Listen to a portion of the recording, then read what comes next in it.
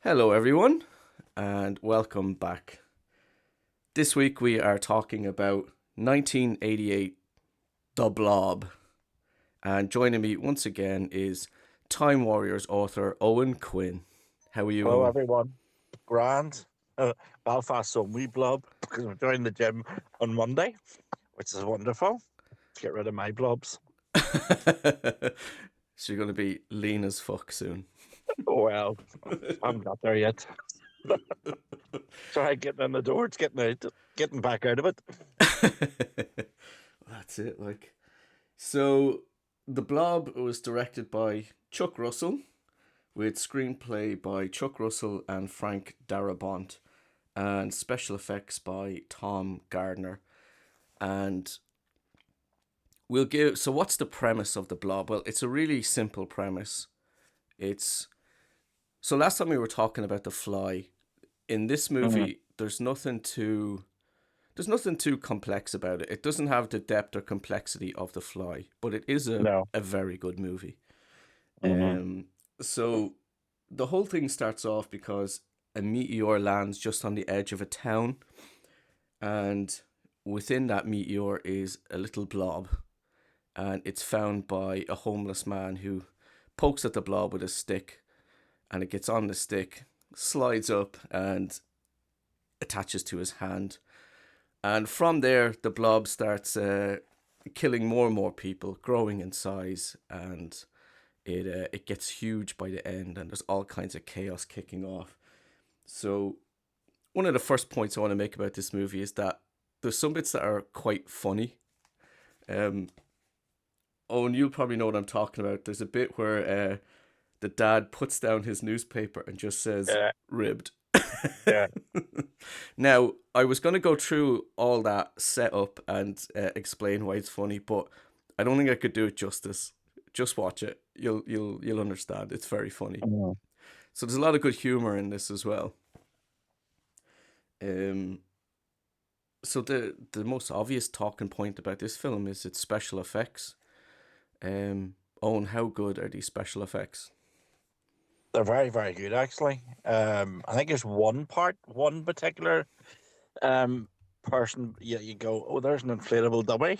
It's a rubber person, but I mean, the effects in overall, as we talked before, they're taking an old movie and adjusting it and improving upon it with today's well, not today's special effects. It'd be I think today's special effects would all be CGI and it would be a disaster. But in those days, the 80s, that come on leaps and bounds. And I think the most obvious one that sort of springs to mind is in the doctor's office when it falls from a ceiling onto what we think is going to be one of the lead characters. And his girlfriend comes running in, and he's underneath the blob, and his hand's sticking out, and it's almost he's and one of them bubbles you jump into and roll downhill. Yeah, One of them, it's almost like that, but it's like he's alive. He's screaming at her for help, and it just you sort of go, "Whoa!" It's really really well done for yeah, the time. But I think the 80s was a huge time for innovation. yeah, It's like with the werewolf transformations and American Werewolf and stuff. So Rick Baker and the likes, Stan Winston and stuff, they really pushed the effects to the limits to yeah, what they could do at the time. And I don't think there's anything really in this movie you can sort of flaw because it's a blob anyway, so you can get away with a wee bit more. yeah. But the There's effects are amazing. there's some shots. What would you call? I think they're called composite shots. So there's a bit where they're running away and the blob is chasing them. The blob's on the ceiling. I mean, Yeah. shots like that you can point to and say, "Oh, well, that doesn't look great." But to be fair, you have shots like that in more modern films that look just as bad, if not worse. And plus, for the time, you don't sit and go. When I saw it the first, time, I go, "Oh, that's a composite shot." Blah blah blah. Some of them you can point out, but I mean, at the time, it's easy to look back and sort of pick holes and things. But at the time, you were just focused on the movie, so that sort of stuff didn't even really sort of come to mind because Yeah, you were caught up in the flow. yeah. And you touched on it there, Paul's death. If you haven't seen the movie before, that's quite a surprise because the movie opens with him, and you assume he's going to be one of the main characters, but he dies pretty early on. I'm gonna have a picture of that on screen when this is recorded, where he's covered in the blob. He's stretching out his hand, but if it's your first time watching, that death is quite a surprise. Would you agree? Mm. Yeah, it's a, you know what, when I watched it, I sort of thought of the Alien comparison where everybody thought it was going to be the captain, when it turns out that Sigourney Weaver's character Ripley was the actual true lead of the movie. And I think that, and maybe it was deliberate, maybe it wasn't. It was just the way they were doing it. But I thought if it isn't a homage to Alien, it's a nice little nod. So what you, I think also right now because of that, don't expect that what's going to happen is what you think is going to happen because anything can happen right now. Yeah, and yeah, Paul's death is actually quite fucking horrifying. I think Yeah. the way it looks and the way it's all presented, like it's fucking nightmare Yeah. fuel. Yeah, you're dissolved alive basically in Yeah, this thing, so you know what's happening, and you're alive right up to the point where it probably isn't that very little flesh or anything else left. yeah, But they're gross. They are gross. Even in the original, funny the original. When I was looking before this, the premise for the original plot and this movie is virtually identical, with one change in the remake. I think that comes back to they wanted to try something to add to to add to the movie rather than let's just do a straight remake like they did with Psycho with Vincent Vaughn. That was a shot for shot remake and it failed miserably. yeah, But what I like about these movies is like the includes the fly, includes the thing, is that they add to the original movie rather than just we'll just redo it, which I think they do now. It's very much a laziness to filmmaking these days. But in the 80s, they were trying to really push the envelope. And I think this works because of it. yeah, yeah. And there's quite a lot of really good kills in this movie. Yeah, I like how a lot of them are presented, and the so you get Paul's death, and you one the main character or one of the main characters, Meg, sees this happening, but obviously no one believes her. So she's trying to convince people that there's some kind of blob monster going around killing people. Um, and then she turns to Brian for help. So Brian's probably the most interesting character in the movie. There's probably more to him than kind of the rest of them in terms of talking points. But as I yeah, said, like the character writing is not, it's nothing as deep or complex as The Fly. But everyone has a bit of character, everyone has a little bit of something. And so Brian is, he's a rebel who hates authority figures. And he says that no one's ever really cared about him. And he kind of looks out for himself. There's a bit later on in the movie when we'll go into a bit more detail in a bit, but where it's all kind of kicking off and he decides to scoot off and just look after himself. But he does, in the end, turn around and come back to help. So he's a good guy. yeah. Um, uh, It's the broken home and yeah, that he comes from, which the plan he hates the police hate him, and Meg's the typical daddy's daddy's blue eye, and she's respectable and she's everything he's not, and she comes from everything he's not, and he sort of, but they work very well together as two separate as a team yeah, in the movie. they do. Yeah, And um, you wouldn't have got the same thing if it had been her and Paul. I think it would have been very banal and boring if it had just been her and Paul, whereas her and Kevin, or not his real name, her and Brian are because they're so different, so polar. She sees something in him, and he sees something in her, which bring out the best in each other to finally beat the thing together. yeah, Or beat wouldn't be the right word, I should say. yeah. We'll go into that. So we'll talk about some more of the kills. So the second kill is there's a boy and a girl. Oh, the girl in that scene is also in Under Siege. Actually, is that the Yeah, woman from out of the cake? yeah. Oh shit, she's had some work done. So I just realized that two out of the three movies we've covered recently have actors from Under Siege in it. So take that for what you will.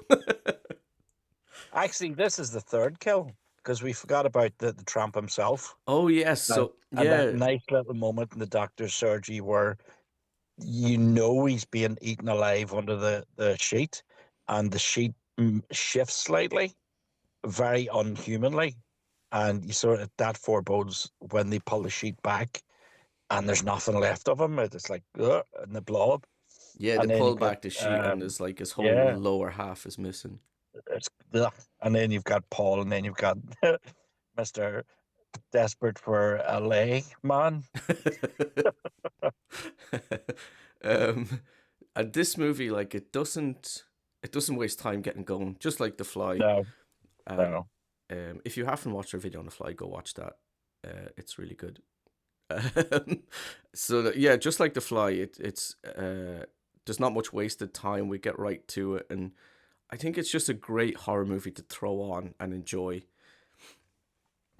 The second kill, or sorry, the third kill, as you pointed out, is also really cool.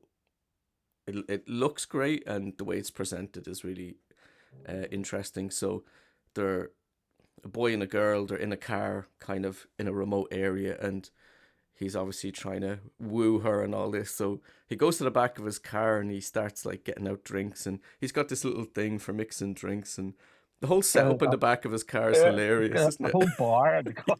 He's even got Bar, car's a bar. the car's a bar. He's even got like a little basketball hoop and stuff. Yeah, And he's got his car's his bar and his love making machine and everything else. and then he gets back into the car and he thinks your one's like he starts acting like a real creep because he thinks she's asleep and he's kind of like poking and prodding at her and he He is a creep. he's absolute creep and he puts his hand down her top and then her head kind of flops to the side and it just kind of melts like her skull has just dissolved and her face caves in and then the blob kills the boy and it's really cool looking. Yeah, it comes off from inside of her blouse and kills Yeah, him there. And then you never get to see him being killed, but you see the car rocking yeah. back and forth. So, but these movies were sort of looking at like when Seth Brundle took alcohol and jumped into the telepod and became a fly. Children, don't be doing naughty things on ladies that who are unconscious. Don't be chancing your arm because this is what happens. As Jason Voorhees told us, he killed everybody that was having underage sex or having normal sex, and he just killed everybody. So that was the message of Friday the 13th. This one is respect ladies because that's what's going to happen. Or the You're going to blob. be absorbed by the blob. The blob will get you. Blob Uh, got on. He was well got, and they were actually parked. What I like the they were parked up on a hill above the hospital. So while they were seeing the lights of the hospital, not realizing that that was where Paul had just been killed, and the blob had come up the hill, and they were the first one that met. And I thought it was a nice, sort of parallel with that because the yeah. town's almost connected, and I like that about the town. Everybody, unlike Silver Bullet, everybody does seem to get on, bar Brian, and they sort of do look out for each other. Yeah, Brian's kind of like an outsider. Yeah, He's yeah. been in trouble with the law a few times, and they're said he's at the age now where it's no more juvie hall. I think they say to him, which is weird because It's he looks about 30. I don't know, but they probably is. So Going they, going there's like it's like the One Tree Hill in the Dawson's Creek curse. Everybody's 30 something playing 18-year-olds. yeah, yeah. So they're suspicious of him. They think he's the one who committed the first murder because he's, they believe he's a bit of a troublemaker. Mm. Another great kill I really like is your man who gets pulled into the sink. Oh yeah. I think that's great. I think it looks great. And the whole in the diner part, yeah, yeah. Yeah. So it's just Again, after. see, there's it again. Do you remember in Final Destination your man put his hand down? Yeah. Stay away from sinks. Get away from sinks, people. Don't if there's anything that looks weird, do not poke it. If there's a machine like a microwave smoking, do not put your face Yeah. into it. And These podcasts now turn into health and safety videos. We're here to protect you. never put your hand down a sink. Yeah, I wouldn't anyway. It's because they've got them blade things in it that they have in America. No way. Yeah. So all these But that, all these kills happen pretty close together. Like as I said, the yeah, movie just keeps moving along, yeah, and it's great. So there's not too much in the terms of character arcs. Brian would probably be the only one who has somewhat of a character arc. But they do give the characters personality, and I found that I did care about them. yeah. You've got the Another sheriff and the waitress in the diner yeah who no, it's that's that they care about. I mean, the sheriff. You've got the nice parallel with the good cop, bad cop, with the police where Brian's concerned, because the other deputy that went on to appear in ER, is another nasty person, and he was in RoboCop as well, yeah and he that's got chemically sludged. one of the Love that was worst a great effect. one of the Yeah, worst deaths ever yeah.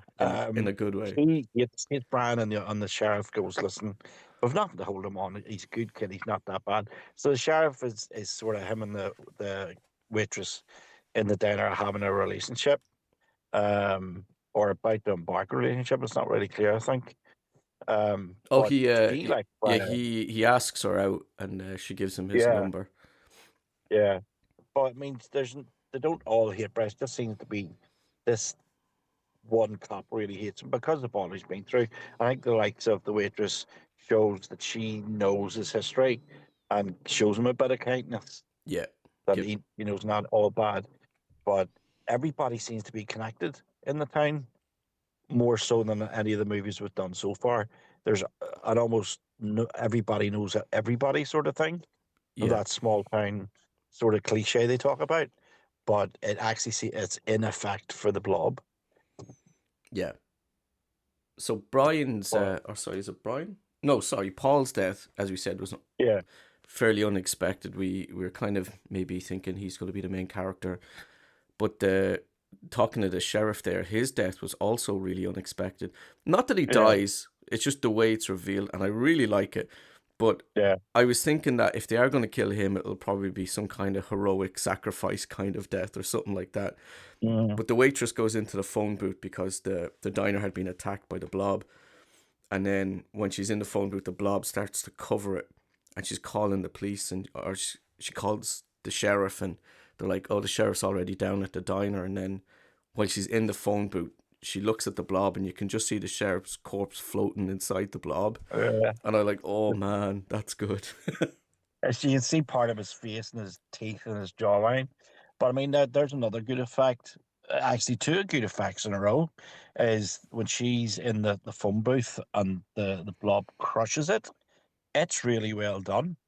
And then when the guys pull into the sink and she goes in, there's just this leg twitching, and then the blob comes off from the sink and goes onto the ceiling. Yeah, Again, that's a composite shot, but you don't really notice because it's you go Jesus because it goes straight up on the ceiling, and now it's much bigger, much it flows better. The bigger it gets, it's almost this gelatin. I can't even say that word. Gelatinous mass. Um, this just moves very quick. It's so predator like as compared to the first movie. yeah. I And and and then with the sheriff's death, you're now realizing people are being killed off screen. So again, that throws you off because you think you're going to see every death as it happens, yeah. but it's worse than it actually is. Yeah, I mean, when I saw it, because I hadn't seen the movie in a while, and I kind of forgot a few details, and when it revealed that the sheriff had been killed off screen, and he's just floating around in the blob, and then the fact that your one sees him, I thought it was great, and it was a real surprise. Another big surprise is that the blob kills a kid in this movie. Mm. That was Children murders.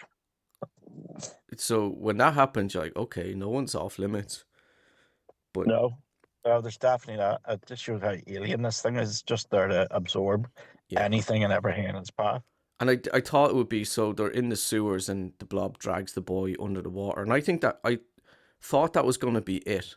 And then we know that the kid is dead. But then the kid kind of comes out of the water covered in the blob. So it's not just like, oh, that kid's dead. It's like you actually see him start to dissolve a bit, and Yeah, he's partially dissolved. It's freaky. yeah. So you know, even kids But, aren't off limits in this movie. do you know what's actually rare for kids to be killed off in movies? That's what I'm getting at. Like, Um, yeah, you don't see it that much. no, it's the ones that come to mind is Frankenstein, the original, Yeah. the Mimic, where they killed the kids at the start. Well, Blob's another one. Um, Other kid, no, Monster Squad wasn't one of them. I The kids survived with that one. I But recently heard yeah, they're something. actually rare. I recently heard something, and I don't know how true it is, so someone can correct me on this. But I heard that these days there is a law against showing kids of a certain under a certain age being killed on screen. I think. I think you're not allowed to show that these days. Like if a kid's under a certain age, you can't show them being killed. You can imply Mm. it and stuff like. I think that's one thing I heard. I don't know if that is true. So let me know in the Not that you comments would if you want to know. see that. Hmm. Not that you would want to see it No. under a certain age. By the way, but I think it's that natural instinct as parents. You and I both know, and hopefully lots of other people know. Yeah, you do anything for your kid. You don't want to see anybody else's kid get hurt. Hmm. If you want to throw the odd sheriff or something in, go Yeah. ahead. But you just your natural instinct is to protect the kids, and then even with the waitress, I'm sure they were about to be so happy and that all this future in front of them, and then it's all taken away. Yeah. Um, but kids, I think there was a major accident in the 70s or early 80s where two kids were killed along with the actor on set for the Twilight Zone movie. No way. I think that brought laws. Yeah, John Landis did it. He went through some sort of a court um, prosecution or something, but I can't remember what the outcome was. But he did Michael Jackson stuff after that. But there was a major helicopter. There was a helicopter scene, and the helicopter was exploding, and the actor Victor. Apologies for not remembering his second name, and two Vietnamese kids, and they were all. The helicopter exploded, and they were killed instantly. Oh Jesus. Yeah, so that was a huge Awful. thing. Yeah, and so when you hear stuff like that, you don't want it. You want kids to survive in movies, but I Yeah. think it just again shows health and safety on these things can go seriously wrong. Yeah. Yeah. It's horrible to hear that kind of stuff. Mm. But when the guys are in the sewers, I mean that I don't think that was in the original scene, but that sewer scene leads off I meant to from ask you, like, probably the centerpiece. I haven't, I don't know if I've ever seen the original, or at least not fully. How does it compare to this?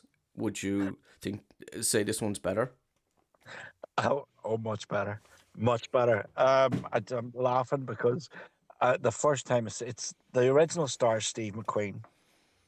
Steve McQueen, huge movie star, super sexy, one of the lads. The Great Escape, that scene at the end where he tries to jump the barbed wire fence on a motorbike from to escape the German prison camp.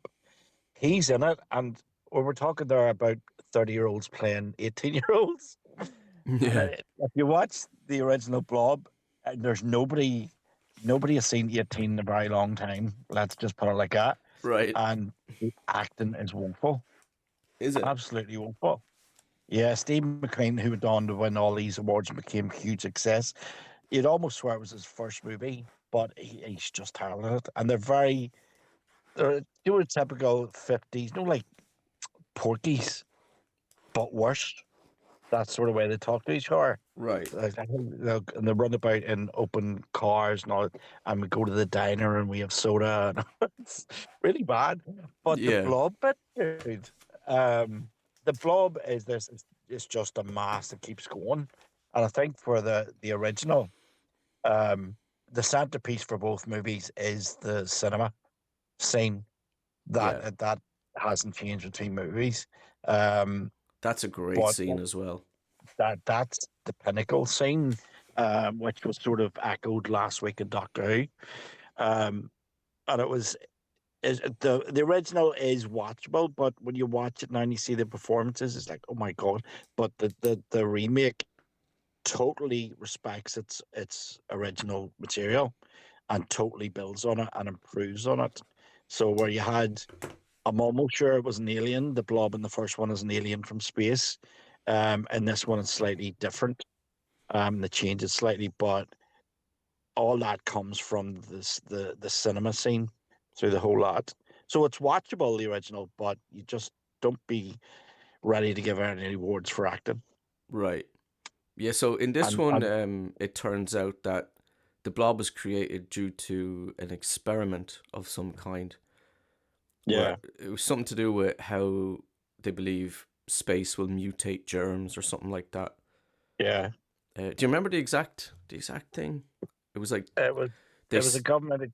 yeah, Yeah, so the meteorite's actually a satellite that the government set up, and that's why they arrive at the town so quickly and start commandeering, and they say it's a plague and everything else.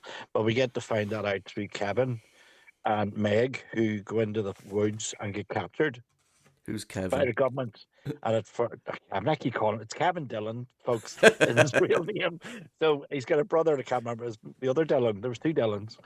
So Brian and Meg go into the woods, get captured by the government, who's a kindly old man who's so nice and he's, we're here to protect the town Yeah, from this plague and blah blah blah.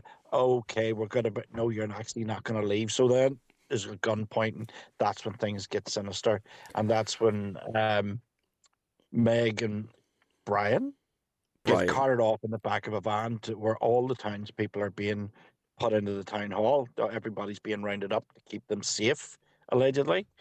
And when Brian decides no, he's not going, jumps out of the van, but Meg goes on. It's only then he goes back for his bike to the government base that he discovers that it's actually a satellite because he sees a satellite being taken out of the ground. Here's the conversation.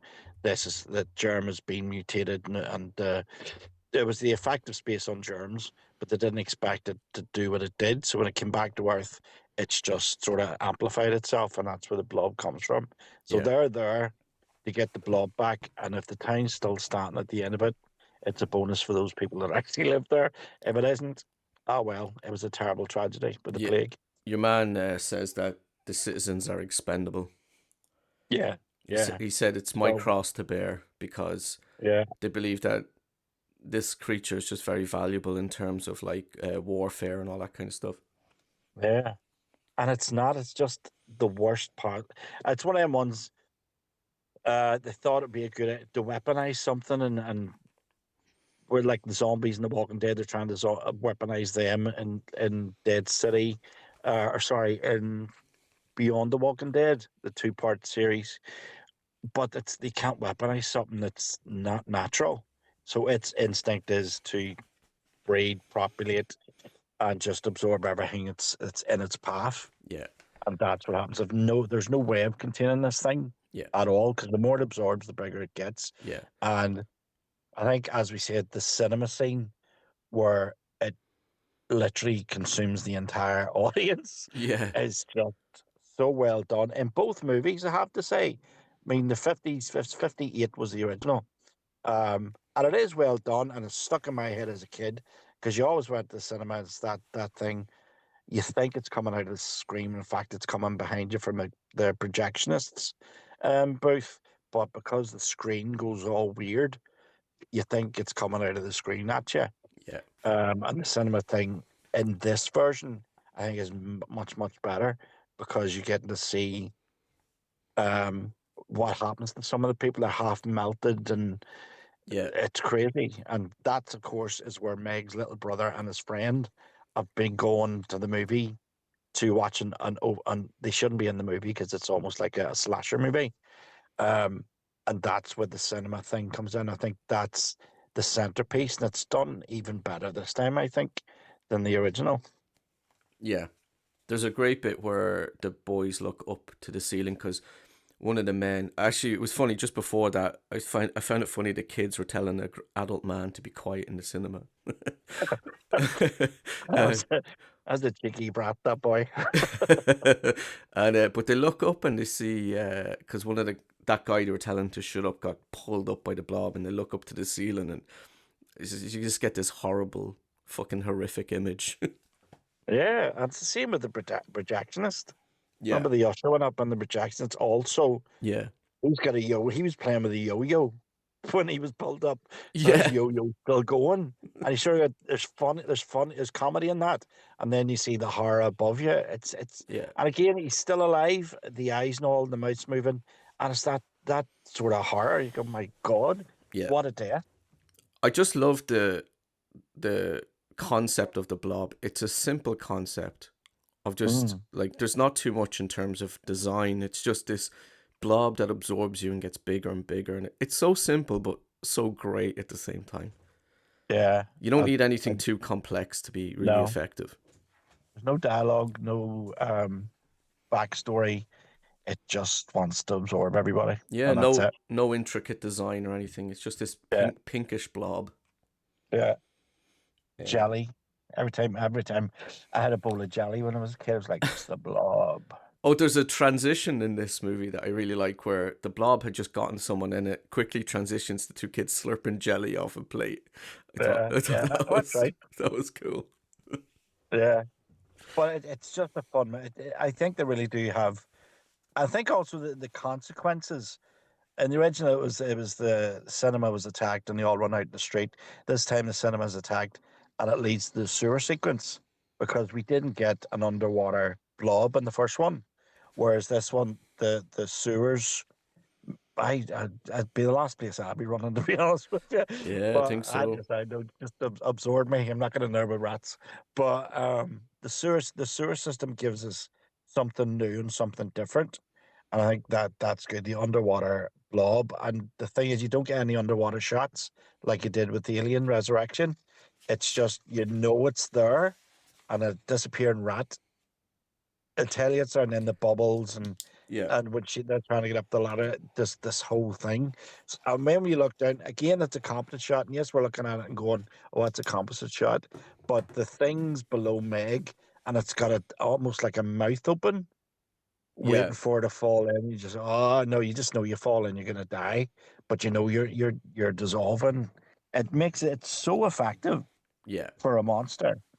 And I love this. I do love the sewer scenes where Brian goes in after his bike and speeds down the sewers to save Meg, because that was the good thing about this. When we talk about character development, the town doesn't really care about Brian apart from a few handful of people. But when the town's in danger, everybody's in danger of being destroyed by the military. Brian goes back in and doesn't care. And there's a great action sequence there as well, Yeah. where he jumps the bridge, which was something he tried earlier in the movie, couldn't do it. Yeah, He so jumps early the bridge. near the start of the movie he tries to jump this wooden bridge Yeah, on his bike and yeah. it fails. And then And when he has to get doesn't away from supposed to. people shooting at him, he has to make it this time and he does. So that was a neat little Yeah. bit. And a lovely shot with the helicopter over the top as he's jumping. Yeah. So it's almost the details to sort of like what can we do in this to make it even better than the first time round? 'Cause, like none of that was in the original. Yeah. You're lucky you had cars in the original, but I think they've really went out of their way to make it something special and different and entertaining for the audience in every respect. Yeah. Yeah, some of the dialogue is pretty good and pretty funny. That bit at the Mm, start I was talking about, that's a really neat bit and I yeah. liked the dialogue in the diner when sorry, what's her name? Meg is asking Brian for help. That's a neat little exchange. Like there's some good dialogue in there and some good Mm. performances. Um, It shows that their difference in upbringing, I think, yeah, where he's the skeptic and he hits doesn't hate everybody, but he's that skeptic about life, and it's all about number one. And she's just, no, damn it, I have to do this for everybody. And then by the end, of course, Brian is the guy that saves everybody along with Meg. The nice thing is they save everybody together yeah, rather than just one of them. yeah. It's them two, Brian and Meg, working together that takes down the Yeah, blob.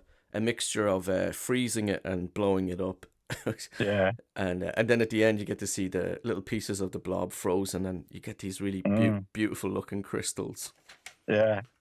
Which don't do not put them out of the fridge, kids, because it ain't good. But again, it's like for the crystals you've got.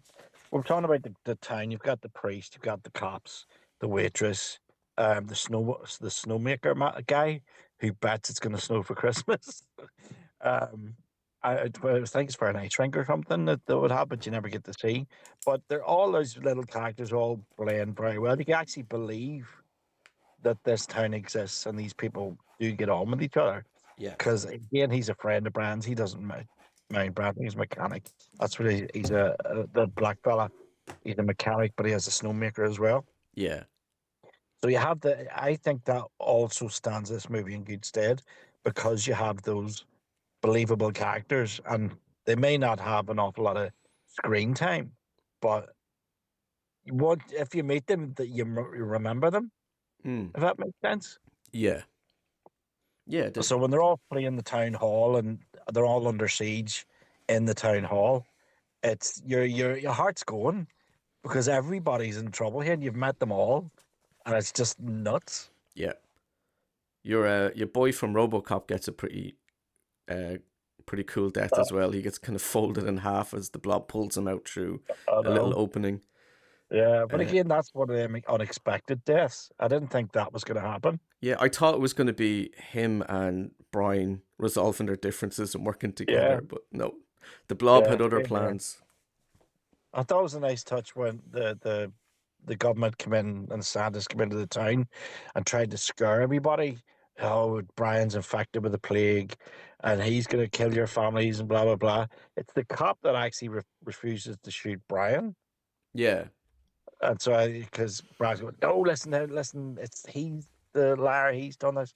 So it was, in our word, at the start of the movie, you put money on he would probably shot Brian, but this time he sort of just shows there is progress. You don't even notice it in the characters, but there's progress in the characters because he's not going to shoot one of his own, even if he doesn't like him, yeah, just on the word of a stranger that's come in yeah, and suddenly that is taking over this town. and I think he does get the impression that the situation is a little bit sus.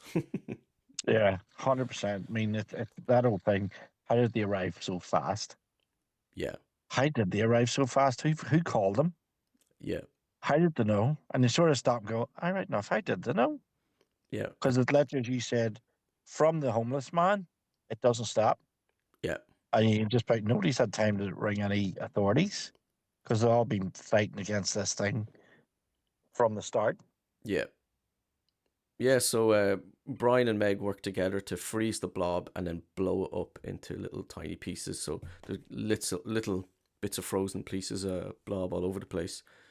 Yeah. At the very end, we find out that the priest character has kept a little piece of the blob in a jar, leaving it open to a potential sequel. Which Uh, he thankfully never says, what happened. does he say? He says, God will give me a sign, implying that when the time is right, he's going to release it. Yeah, because he was a bit of all right. That sounds terrible. He was normal. Not that he's a bit of all right, but he was normal at the start, and then during the battle, he gets burned, set on fire. Yeah, And so he's got scars across one side of his face where he's blind in one eye and that. So he's sort of taking it from a religious yeah. bit. He thinks this has some religious element to it. Yeah. That's a bit like Reverend Lowe in Silver Bullet.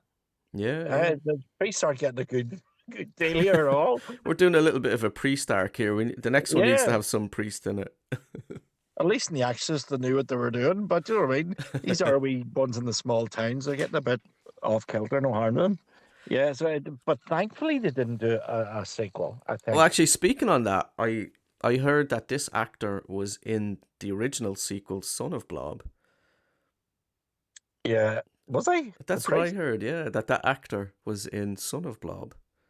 I must actually check it up, but I've seen the Son of Blob. Yeah. That's why I'm saying thank God they didn't do a second one.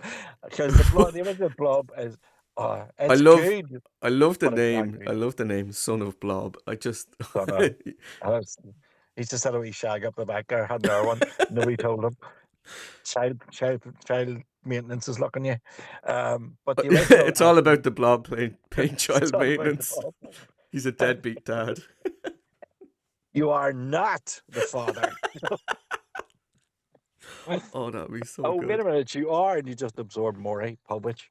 Yeah. But the son of Blob was actually starred Larry Hagman, J.R. Ewing, Ah, and it's sort of like it's not even it's almost like somebody brought a 50s sitcom, like Leave It to Beaver and stuff like that, right. and they just set this blob in the middle of it for no reason. That sounds hilarious. Yeah, so I actually have J.R. What? Ewing's autograph. So there you go. Oh, nice one. There's a son of a blob. Yeah. Trivia for you. Owen's autograph collection. J.R. Ewing. That's a good one to have. Son Yeah. of Blob, what year did that come out? The son of Blob. Well, the original was 58. I'd say probably 59, 60. Right. It This wasn't that one, long ago, but this remake is, I believe, 30 years. Is it? Does that maths add up? I think it's 30 years after the original that made this. Um, about, yeah, it would be 60. Would be 30 years after the original. yeah, yeah. Yeah, 58, 68, 78, 88. Yeah, 30 years. Yeah, and the budget for this one was much bigger. Yeah. And I think also it shows Yeah, sort of because some of the tree sets, hold on, that's a studio, but you can see where they've spent their money and the effects in that to make it different. And you have an idea like the blob, you want to expand on it as much as possible and show how you want to scare the audience, tease the audience, make them laugh, but scare the life out of them at the same time. I think they do that yeah. I in mean, this it's one. not like the comedy doesn't get in the way of the horror in this one like it does in No, some other films. no, and the comedy it comes from the people rather than forced comedy. Yeah, it There's comes from character, which is always a yeah, good thing. which is the right because you don't want this. That doesn't work. I think if you just try and you can't force somebody to laugh. You can't force something to be funny. It's either funny or it isn't funny. Yeah, So to play something straight, I think that always works. To play a movie straight, and if there's humor in it, then the humor will come out of the seriousness of the performances. yeah.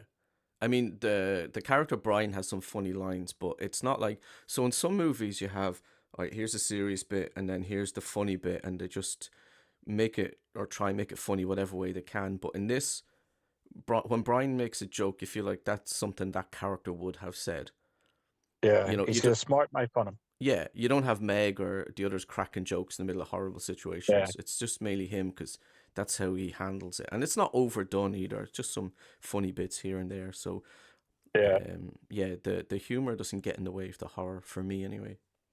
It's a bit like um the Star Trek Voyager's holographic Doctor on script on paper. It didn't come across as particularly exciting. It was a bland sort of character, and Robert Picardo went in, wanted part of Neelix, but was told to go for the Doctor, and it's actually Picardo's own character that suddenly made it come alive because the line was, "I'm a doctor, not a light bulb." But Yeah, and on paper, it's like right, okay.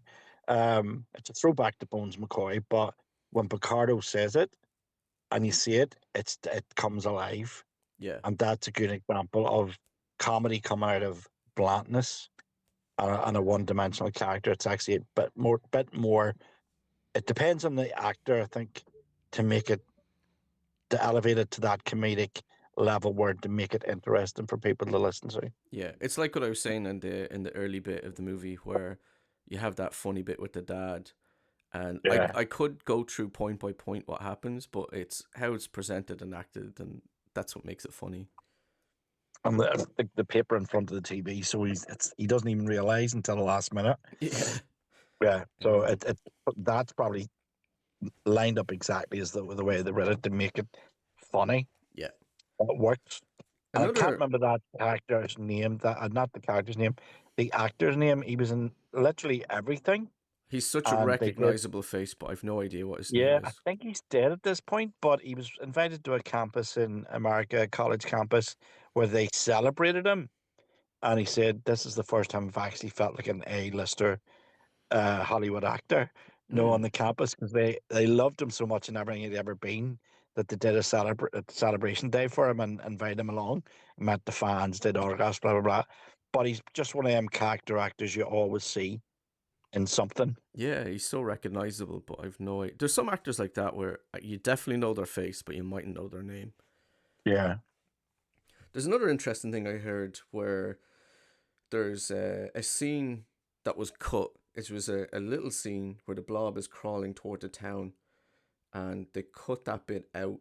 But I heard that that little bit ended up in Ghostbusters 2. I thought that was interesting. Again, I don't know if that's true, but that's something I heard someone say. So if so, that's very cool. It is. I must check it out. Never heard that myself. Yeah, yeah. It's just I like to look up, little bits of trivia and see what people said about the movie and what people thought of it when it came out. All that kind of stuff's very interesting, and see if Mm, like perspectives have changed. Like John Carpenter's The Thing, when that came out, it was slated, 100%. and now it's hailed as a masterpiece, and rightfully so. So it's So always was Wizard of Oz. that's right. I heard Yeah. that recently, and I was shocked because I always thought surely that was hailed as a masterpiece from the very beginning, but No. I mean, my dad always played it for us. We always, part of our Christmas tradition, you always watched Wizard of Oz and Darby and the Little People. great. And I always thought the same as you. Oh, my, that's amazing. Every must know. I thought, why? Because it is a lovely, timeless little story and a beautifully done movie. Yeah, Um, I loved and it. so, no, go ahead. I loved the transition from black and white to color as well. That was really cool. Yeah, that's actually rarely done, Yeah, that was the first time it was done, I think. was it? Because the only one I think that I can think off the top of my head was Pleasantville with Toby Maguire.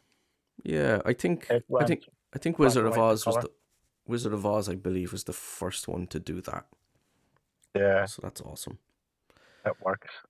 So the Blob, it is a very simple but very fun and entertaining movie with some very creative kills, some really good Mm. special effects, and anytime I put this on, I enjoy it.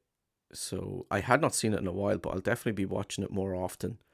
I think I'm going to put this on my next Halloween list as well. Sit It's down. awesome. Just not The Fly because I can't eat candy while watching The Fly. I can't eat anything. I don't think anybody can eat it. I know it's that one. Yeah, there might be a day where I have to hawk on my candy to Uh, soften up. I, well, are you gonna eat? Would you eat jelly while watching the Blob? No. What? Would you eat strawberry or raspberry jelly while eating the Blob? No, no, that's a good Or point. would you eat I'd have to. orange? Yeah, honestly, like I don't have a strong. I have a pretty strong tolerance for gore and all this kind of stuff, but when I'm eating, I find that fades a bit, and I suddenly start feeling a bit queasy. Oh no. Yeah, so that's the Blob. Go watch it. It's great stuff. It's not a remake I hear people talk about enough because I think there's a lot in here to really appreciate, and I just fucking love the Blob itself as a concept and how it Mm. kills people, and they do some really creative stuff with it. So go watch the Blob. Put it on your list.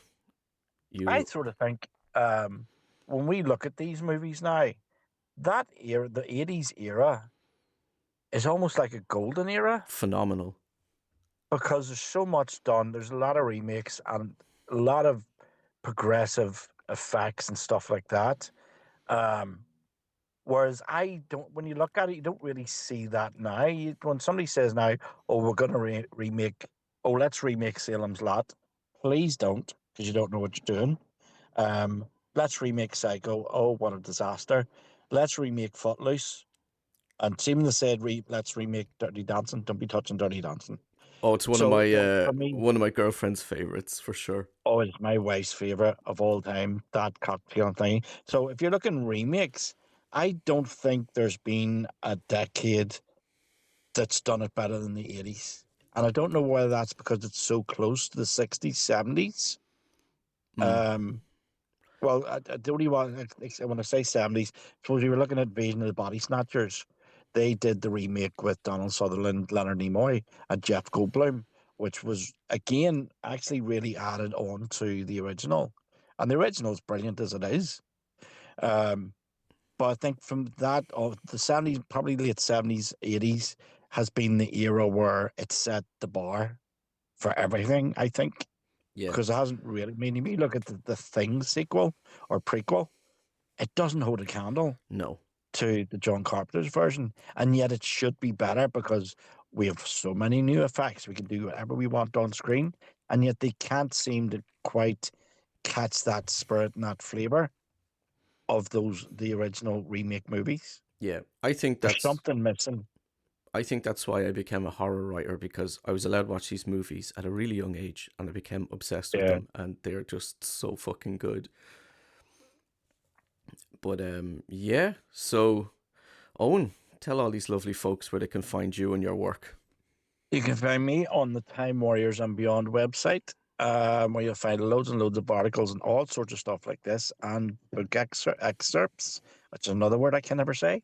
And so it's loves the interviews and things there as well. I did interview John Carpenter once, and it was the worst interview I ever had in my life. Terrible. Are you serious? Um, Seriously, yeah. Absolutely, 100%. I'll tell you all about it some more time. In Do you know case he's what? listening and comes up with me. We'll have to elaborate that on a future episode. That sounds fast. I Yeah, did not know any of that. no, no. Oh, I have a whole cupboard. My cupboard's like Narnia. There's so much in it, you don't know. We could do this for the rest of the life. But yeah, on there on Instagram is the Time Warriors author, and Facebook as well, and Twitter. Awesome. You can follow me on Instagram at Stephen Carey Stories. I'll put links in the description of all of that, and links to some of our work if you want to check out some horror goodness. Um, all right, thanks everyone for listening. If you like this, don't forget to like, comment, and subscribe if you want to keep updated with all the horror goodness we have coming up. I have quite a few ideas for the next one. So Owen, I'll have to send some suggestions your way and see what you think. Right, okay. Predator is getting high up on the list. I really want to talk about Predator. Do you know what I bought yesterday? What? And guys, I think you should I'm a comic collector as well. Mm-hmm. So you've had Batman and Aliens, Batman and Predator, Superman, Alien, Superman, Predator. So yesterday they released Spider-Man versus Predator, Oh yes. a 4 parts series. And I ended up I pre-ordered it because I like the cover by Ryan Brown. It's a beautiful cover, and then it was Oh, over. I seen I the follow foil him on variation cover. I follow him on Facebook. He does some amazing covers. Yeah, I have a couple of his signed. I met him, and he signed a couple of them. So I'd like to meet him again so he could sign this one. But there was a foil cover as well of Spider-Man versus the Predator. It was a different style, and I wasn't planning to buy it. And I went, I think I'm gonna have to buy that. Yeah. Payday money would be all right. So I had bought it. So it started, and I found out yesterday that a sequel has already been announced, completed, and will be released in August. Excuse me, Spider-Man versus Predator 2. Oh, nice. And that in the week that we saw the new Predator trailer, and it sparked a lot of speculation as well when we saw what the new design for the Predator is. Yeah, we'll have to chat about that sometime real soon. Well, Uh, Predator's awesome. I have a I have a really cool one here. It's Batman and Superman versus Alien and Predator. Yeah, I have that. Oh, Yeah. it's cool. It's good stuff. Okay, folks, thank you so much, and we will be back again next week with another episode on another great horror movie. Until then, bye bye. Bye.